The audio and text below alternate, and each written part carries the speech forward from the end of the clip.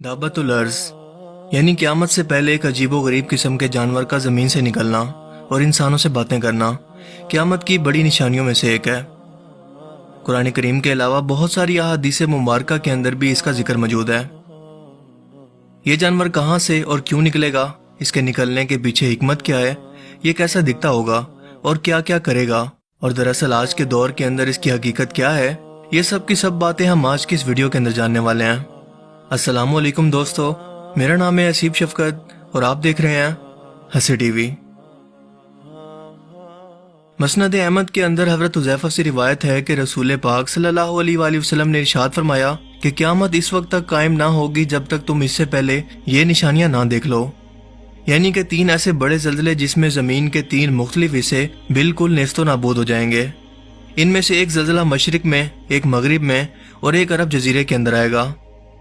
इसके बाद फरमाया कि एक धुआं जो कि पूरी रूए ज़मीन पर फैल जाएगा, जिसे अद्दुखान कहते हैं, एक आग जो कि यमन के अंदर लगेगी और लोगों को हाँकती हुई मैशर के मैदान की तरफ ले जाएगी।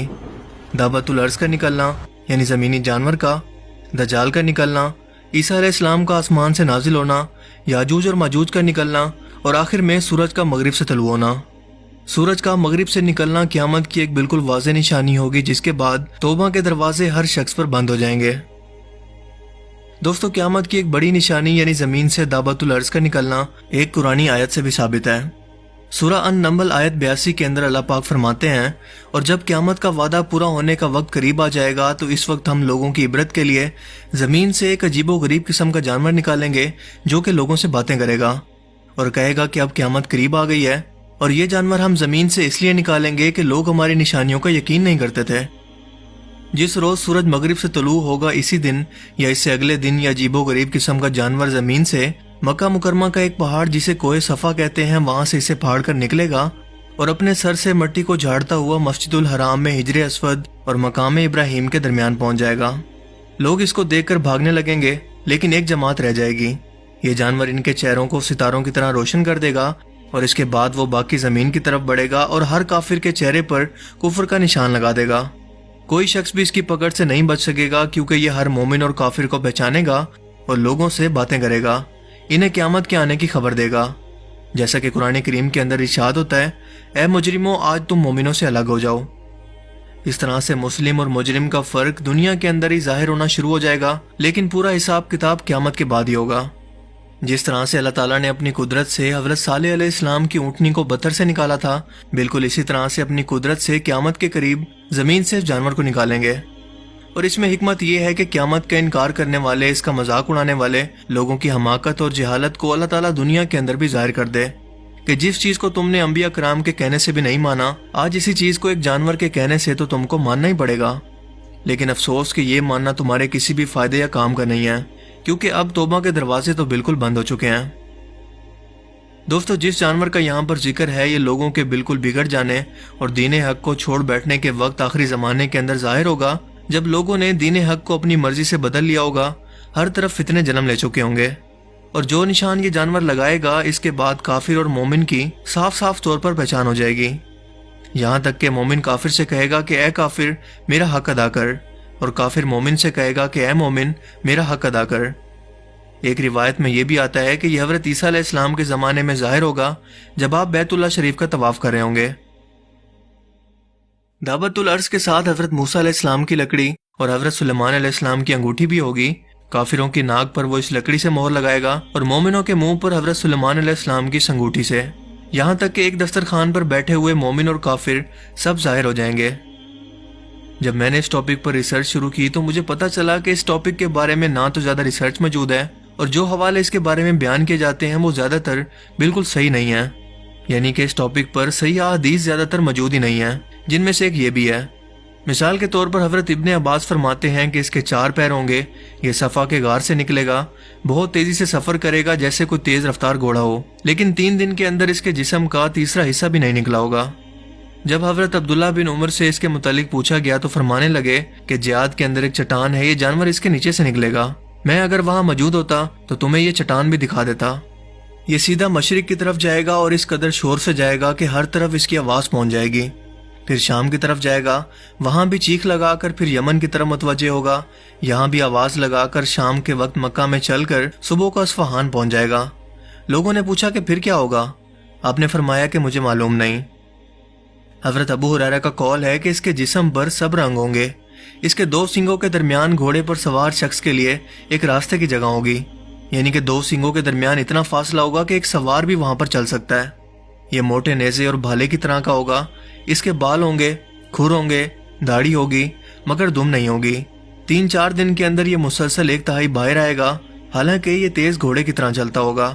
اس کا سر بیل کے سر سے ملتا ہوگا، آنکھیں خنزیر کی آنکھوں جیسی ہوں گی، کان ہاتھی کے جیسے ہوں گے، شتر مرغ جیسی گردن ہوگی، چیتے جیسا رنگ ہوگا، بلی جیسی کمر ہوگی، مینڈے جیسی دم ہوگی، اونٹ جیسے پاؤں ہوں گے۔ اس کے ہر 2 جوڑوں کے درمیان 12 گز کا فاصلہ ہوگا۔ حضرت موسیٰ علیہ السلام کی لکڑی اور حضرت سلیمان علیہ السلام کی انگوٹھی اس کے ساتھ ہوگی، اور یہ جانور بنا ماں باپ کے اللہ تعالیٰ کے حکم سے پیدا ہوگا۔ دوستو، اس وقت ایک اندازے کے مطابق ہماری زمین پر 1 کروڑ سے بھی زیادہ مخلوقات موجود ہیں، جن میں سے زیادہ تر کے بارے میں ہم جانتے ہی نہیں ہیں، اور اگر آج ہم ان جانوروں کی لسٹ بنانے لگیں تو ہر ایک کو دریافت کرنے کے اندر ہمیں تقریباً 1000 سال لگیں گے۔ ہم انسانوں کی سوچ اور کوشش بہت مختصر ہے، مگر اللہ تعالیٰ کی قدرت کچھ بھی نیا پیدا کرنے سے عاجز نہیں ہے، جس میں یہ جانور بھی شامل ہے۔ اب آپ کو یہ کلیئر کرتا چلوں کہ اس جانور کا ذکر قرآن پاک کے اندر بھی موجود ہے، لیکن اس کی جسامت کے بارے میں جو احادیث بیان کی جاتی ہیں، جب میں نے اس پر ریسرچ شروع کی تو پتہ چلا کہ زیادہ تر احادیث اس کے بارے میں صحیح نہیں ہیں، یعنی ان احادیث کے اتھینٹک ہونے کے بارے میں کوئی ثبوت موجود نہیں ہے جو یہ بتا سکیں کہ یہ جانور دراصل کس شیپ کے اندر ہوگا، کیا یہ واقعی جانور ہوگا، یا یہ کسی ٹیکنالوجی کے بارے میں بات ہو رہی ہے، یا کسی ایسے فتنے کے بارے میں جو کہ کافر اور مومن کو آخری وقتوں کے اندر بالکل الگ الگ کر دے گا۔ لیکن دوستو، میری ذاتی ریسرچ اور سوچ کے مطابق یہ جانور دراصل ایبسٹریکٹ معنوں کے اندر بیان کیا گیا ہے۔ مثال کے طور پر اللہ کے رسول صلی اللہ علیہ وآلہ وسلم نے دجال کی سواری کا ذکر کرتے ہوئے فرمایا کہ وہ ایک لمبے کانوں والے ایک گدھے پر سوار ہوگا جس کے نیچے 70,000 لوگ اکٹھے ہو سکتے ہوں گے، اور وہ تیز رفتار سواری ہوگی جو کہ چند ہی منٹوں کے اندر دنیا کے ایک کونے سے دوسرے کونے تک پہنچ جائے گی۔ اب ذرا غور کریں کہ کیا اس طرح کے کسی گدھے کا وجود ممکن ہے کہ جو کہ اتنی بڑی جسامت کا مالک ہو کہ اس کے نیچے 70,000 لوگ اکٹھے ہو جائیں؟ کیا یہ ممکن ہے؟ اور یہ بھی کہ وہ اتنی تیز رفتاری سے پانی اور خشکی پر سفر کرے کہ چند ہی لمحوں کے اندر ہزاروں کلومیٹر کا سفر طے کرے؟ بظاہر تو یہ ناممکن ہے، لیکن آج ہمارے سامنے اسٹیلتھ ایئر کرافٹ ٹیکنالوجی موجود ہے جو کہ آواز کی رفتار سے بھی تیز سفر کر سکتی ہے اور رڈار کی پکڑ میں بھی نہیں آتی۔ یہ تیز رفتار بھی ہیں، خشکی اور پانی دونوں جگہوں پر سفر کر سکتے ہیں، اور ان کے گدھے کی طرح کے کان بھی جو کہ ایبسٹریکٹ معنوں کے اندر اللہ کے رسول صلی اللہ علیہ وآلہ وسلم نے آج سے 1400 سال پہلے بیان کیے تھے، واضح طور پر دیکھے جا سکتے ہیں۔ یعنی کہ اللہ کے رسول صلی اللہ علیہ وآلہ وسلم یہ بات پہلے سے جانتے تھے کہ یہ سواری کیسی ہوگی، کس طرح سے کام کرتی ہوگی، لیکن کیا آج سے 1400 سال پہلے عرب کے صحرا کے اندر موجود صحابہ کرام کو یہ سمجھانا ممکن تھا کہ ایسی بھی کوئی اڑنے والی مشین ہوگی جو کہ پرندوں سے بھی زیادہ تیز منٹوں کے اندر سفر کرے گی اور کئی 100 کلومیٹر کا سفر طے کر کے اتنی تیز رفتاری سے پانی اور خشکی پر موجود ہوگی کہ جس کا اس وقت کے لوگ تصور بھی نہیں کر سکتے تھے؟ اسی لیے آپ صلی اللہ علیہ وآلہ وسلم نے گدھے کی مثال دے کر صحابہ کرام کو سمجھایا، جو جانور اس وقت اربوں کے اندر موجود تھا، مگر آج 1400 سال کے بعد ہمیں اس جانور کی سمجھ اب اسٹیلتھ ایئر کرافٹ کی صورت میں آ گئی ہے۔ بالکل اسی طرح سے اللہ کے رسول صلی اللہ علیہ وآلہ وسلم نے حضرت جبرائیل فرشتے کی جسامت کا ذکر کرتے ہوئے فرمایا کہ ان کے ایک کندھے سے کان کی لو تک کا فاصلہ اتنا ہے کہ ایک تیز رفتار پرندہ 500 سال تک اڑتا رہے۔ اب یہاں پر بھی ایبسٹریکٹ معنوں کے اندر مثال دے کر سمجھایا گیا ہے، کیونکہ آج ہم سبھی لوگ جانتے ہیں کہ ہم لوگ سفر کو ماپنے کے لیے میٹر، کلومیٹر اور مائلز وغیرہ کے یونٹ کو استعمال کرتے ہیں، اور اسپیس کے اندر لائٹ ایئرز کو۔ لیکن کیا یہ اسکیل اگر آج سے 1400 سال پہلے اللہ کے رسول صلی اللہ علیہ وآلہ وسلم صحابہ کرام کو سمجھانے کی کوشش کرتے تو کیا ان کو بات سمجھ میں آتی؟ یقیناً نہیں سمجھ پاتے کہ حضرت جبرائیل علیہ السلام کے کندھوں اور کان کی لو کے درمیان 500 لائٹ ایئر کا فاصلہ ہے۔ یہ میں نے مثال کے طور پر بولا ہے، اسی لیے اس کی مثال آپ صلی اللہ علیہ وآلہ وسلم نے اس وقت موجود ایک تیز رفتار پرندے کی اڑان سے دی تاکہ صحابہ کرام اس کو ریفرنس کے طور پر سمجھ سکیں۔ اب بالکل یہی کیس دعوت الارض کے ساتھ بھی ہے، یہ بھی ایبسٹریکٹ معنوں کے اندر مثال کے طور پر سمجھایا گیا ہے، اسی لیے آپ کو بتاتا چلوں کہ دعوت الارض کا زمین سے نکلنا اور کفر و شرک اور حق پر موجود انسانوں کو الگ کرنا قرآن پاک سے ثابت ہے۔ اس کے علاوہ اس کے بارے میں جو بھی احادیث موجود ہیں، مثال کے طور پر اس کی جسامت اور اس کی خصوصیات کا ذکر جن احادیث مبارکہ کے اندر کیا گیا ہے، وہ میں پہلے بھی بتا چکا ہوں کہ معتبر یا صحیح نہیں ہے۔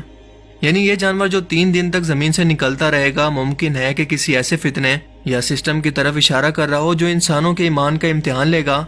مثال کے طور پر یورپ اور امریکہ کے اندر آج کل RFID چپ کا استعمال کیا جا رہا ہے، جس سے کسی بھی انسان کی شناخت کو ایک نمبر یا کوڈ کے اندر بدل کر اس کی ہر ایک چیز کی نگرانی کرنا، اس کے دماغ اور سوچوں کو کنٹرول کرنا، اسے اپنی اطاعت کے لیے مجبور کرنا اور ہر وہ کام کروانا جو وہ اس سے کروانا چاہتے ہوں ممکن ہے، جس کا ذکر ہم پہلے کی ایک ویڈیو کے اندر تفصیل سے کر چکے ہیں، اور اس پر ایک فلم دی گریٹ اسٹیٹ کو بھی میں نے ایکسپوز کیا ہے کہ کیسے سچ دکھانے پر اس فلم کے ڈائریکٹر ڈیوڈ کرولی کو اس کے بیوی بچوں سمیت گھر کے اندر قتل کر دیا گیا۔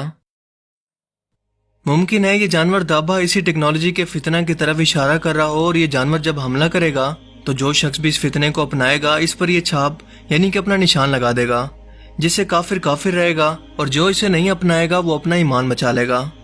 یہ نشان، جسے مارک آف دی بیسٹ یا شیطانی چھاپ بھی کہتے ہیں، اس کا ذکر بائبل کے اندر بھی موجود ہے۔ اسی طرح سے یہ فتنہ دنیا بھر کے اندر پھیل کر لوگوں کا امتحان اس طرح سے لے گا کہ اس وقت آپ کی شناخت، آپ کا بینک بیلنس، آپ کا کھانا پینا، سب کچھ اسی چپ کی مدد سے خریدنا ممکن ہوگا۔ اسی لیے صبر کرنا اور اس وقت پر اپنے ایمان پر سلامت رہنا آپ کے مومن ہونے کی نشانی ہوگی۔ اس ٹاپک کو اگر آپ مزید ڈیٹیل سے سمجھنا چاہتے ہیں تو اس پر میری ایک پوری ویڈیو موجود ہے، جس کا لنک آپ کو ڈسکرپشن میں مل جائے گا۔ ہم انسان تو محض قرب قیامت کا وقت آنے سے پہلے اللہ کے رسول صلی اللہ علیہ وآلہ وسلم کی بیان کردہ نشانیوں کا بس اندازہ ہی لگا سکتے ہیں، لیکن اس وقت ان نشانیوں کے اندر بہت زیادہ شدت آ چکی ہے۔ جیسا کہ آپ صلی اللہ علیہ وآلہ وسلم نے فرمایا تھا کہ قیامت کی نشانیاں تسبیح کے دانوں کی طرح ہیں، اور جب تسبیح ٹوٹتی ہے تو ایک ایک کر کے پوری تسبیح بکھرنا شروع کر دیتی ہے۔ اللہ تعالی ہمارے ایمان کی حفاظت فرمائے اور ہمیں شیطانی فتنے کو سمجھنے کی توفیق عطا فرمائے، آمین۔